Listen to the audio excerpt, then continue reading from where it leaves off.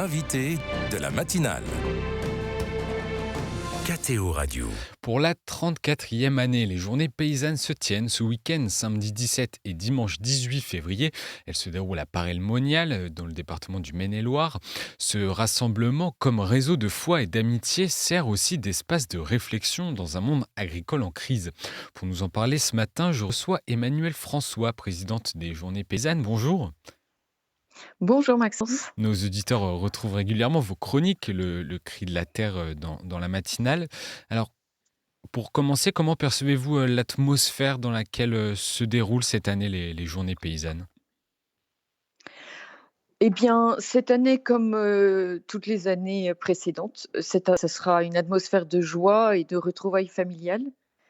En fait, les membres des journées paysannes viennent à ces journées pour se retrouver, pour créer des liens d'amitié. Et c'est vraiment la chose qui nous unit, la principale. Oui. Et alors malgré le contexte qui est très difficile, je sais que ce sera une atmosphère joyeuse. J'avais une question. Pourquoi utiliser le terme paysan et non agriculteur? Oui, c'est vrai que c'est une bonne question. Le mot paysan, peut sembler presque comme une insulte et en réalité pour nous, c'est un titre de gloire, car, paysan, c'est l'homme du pays, c'est l'homme qui connaît sa terre, c'est l'homme qui l'aime et qui la travaille avec amour. C'est celui qui vraiment la connaît par cœur et qui est capable, de la gérer dans toutes les conditions de climat ou de travail, qu'il trouve et qu'il rencontre. Vous avez parlé de l'atmosphère en tout début. Christiane Lambert, sur notre antenne, il y a 2 semaines, parlait de crise morale de l'agriculture, actuellement. Est-ce que vous êtes d'accord avec elle? Absolument, bien sûr, il y a une crise morale. Il y a même une crise de société tout entière. Quand je dis que notre atmosphère est joyeuse, je ne veux pas dire que, on ferme les yeux sur cette crise, mais ça fait 30 ans qu'on se rencontre et en fait, cette crise, elle est au cœur de toutes nos rencontres. On la connaît, on essaye de la décrypter, de la comprendre. On prie pour que tout le monde en sorte et c'est ça qui fait notre lien, mais on en a bien conscience, oui. Il y a une vraie crise. Et est-ce que cette crise paraît plus prégnante encore cette année que les années précédentes? Non, pour moi, elle n'est pas plus prégnante pour nous, elle sort, elle ressort. O Mais elle aurait dû sortir depuis longtemps. Ce OK. qu'on regrette, c'est que ces manifestations se soient pas faites déjà il y a 10 ou 15 ans.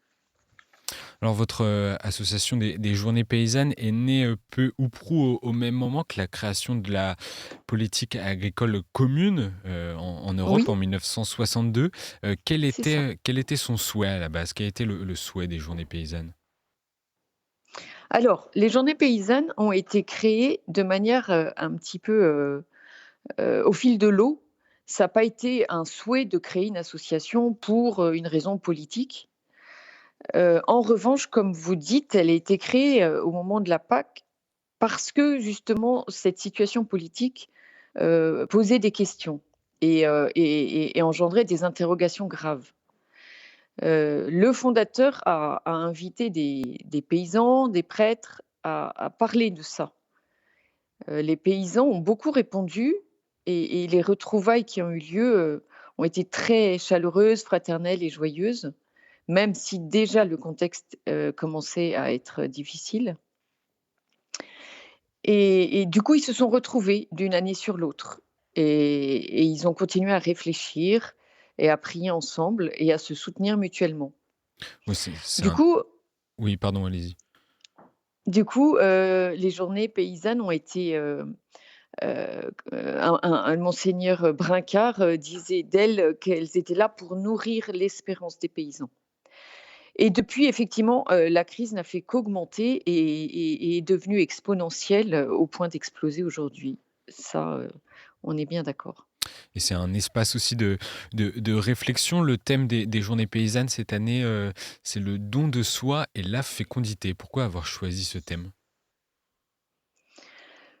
Parce que c'est un thème qui est au cœur de la vie paysanne, la fécondité. Sans fécondité, il y a pas de vie paysanne, et que, la fécondité est peut-être ce qui est le plus attaqué aujourd'hui. C'est la vie, en fait, le mystère de la vie. Donc, on ose essayer d'entrer dans le mystère de la vie.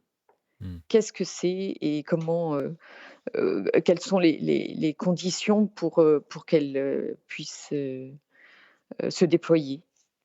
Ça a une résonance aussi avec le rapport à la vie qu'on a dans notre société aujourd'hui? Alors oui, bien entendu, c'est vrai que si on a eu envie de traiter ce sujet, c'est aussi, parce qu'on sent que ce rapport à la vie est très, très, très abîmé, aujourd'hui, mais pas seulement. C'est aussi parce que, dans notre association, on cherche à accompagner la vie, à la comprendre, à oui, à lui permettre de se déployer, donc même indépendamment de la crise actuelle, et du fait qu'on on on ne s'intéresse plus trop dans la société à la vie, on s'intéresse plus à l'efficacité, aux chiffres. Heu, la vie disparaît et même, j'ai envie de dire, elle disparaît tellement qu'on fait disparaître la mort Mmh. et du coup, bah, il y a plus de vie, mais il y a plus de mort et il y a plus rien, quoi. Vous avez parlé des transformations de la vie paysanne, notamment depuis sa création en 1962. Est-il possible de revenir sur ces bouleversements profonds qu'a connus l'agriculture depuis un siècle? Alors, en la 1re chose que je pourrais dire par rapport à ça, c'est que, heu, c'est la liberté des agriculteurs qui a été atteinte. Heu, c'est aussi, la justice. Alors par rapport à toutes ces lois, qu'est-ce que je pourrais dire? La 1re chose, c'est que, les prix agricoles, ont beaucoup baissé pour que les gens puissent avoir un panier d'alimentation moins cher, Puisse se nourrir, oui, après, puissent se ouais. nourrir, voilà, à bas prix. Mais du coup, ça, c'était artificiel. Ça s'est fait de manière artificielle et les agriculteurs ont été, subventionnés, pour, recevoir la différence. Mais le résultat, c'est qu'ils ne sont plus libres de faire ce qu'ils veulent et qu'en fait, au lieu de vivre de leur travail, ils vivent, un peu comme des mendiants. Donc ça, c'est une chose et ça, c'est la 1re chose, je pense, contre laquelle ils ont manifesté. C'est la subsidiarité qui disparaît. Mmh. Hem et donc ça, c'est l'élément de la justice. Ensuite, dans le 2e élément important, c'est la liberté qui leur est laissée, de travailler comme ils l'entendent.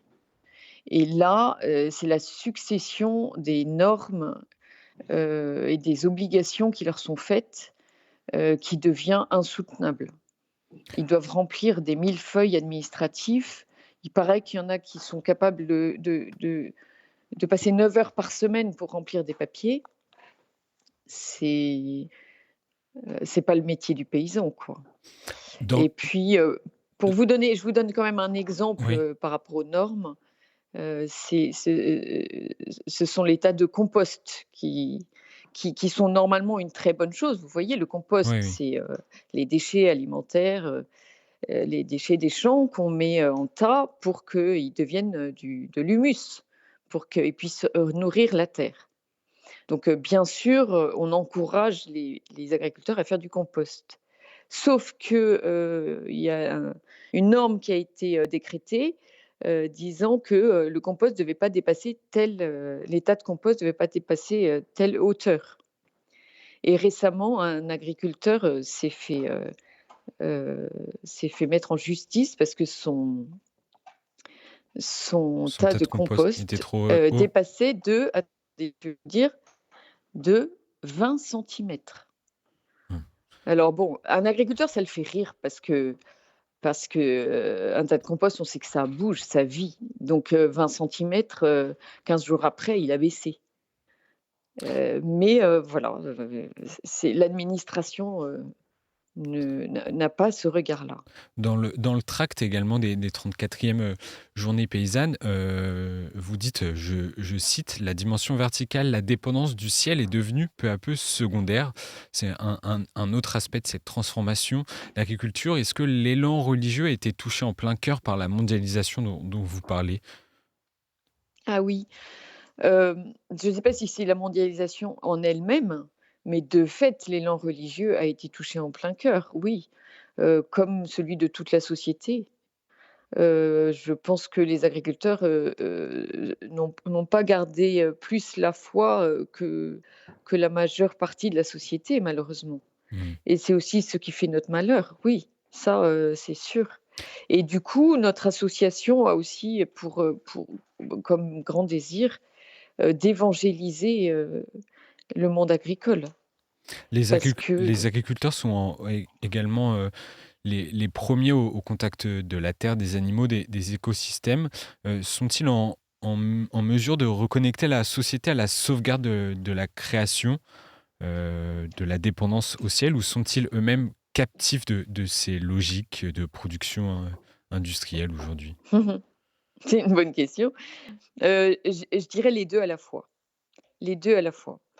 Heu, Ils sont captifs à cause des politiques qui les ont entraînés malgré eux, sur des chemins qui sont pas forcément les meilleurs. Mais ils en sont captifs parce que et bah, f on vit pas tout seul sur sa planète et du coup, on est bien obligé de suivre les directions qui nous ont été données. Et en même temps, ce sont les premiers écologistes. Ce sont les premiers à pouvoir, revenir en arrière, à pouvoir, chercher les bons moyens pour mieux faire. Parce qu'ils aiment leur terre, que la plupart, comme on l'a vu, sur les barrages, sont passionnés par leur travail. Ils l'aiment, ils ont pas envie de le perdre et heu et ce sont eux qui trouvent les meilleurs moyens pour faire mieux. Mmh. D'ailleurs, les, les 1res recherches agricoles, ont été faites par des paysans, sur leurs terres parce que, il y en avait beaucoup quand même qui trouvaient qu'effectivement, tous ces produits phyto, c'était pas forcément les meilleures solutions, que leurs terres, elles pouvaient s'abîmer. Peut-être qu'ils s'en rendaient compte au fil du temps et du coup, ils ont fait des recherches et c'est ces recherches combinées qui ont été reprises par, des organismes d'État comme l'INRA ou autres, qui avaient plus de moyens et qui ont fait des recherches plus systématiques. Mais s'il n'y avait pas eu les paysans en première loge pour faire ça, aucun organisme d'État n'aurait repris la chose, en main. Mmh.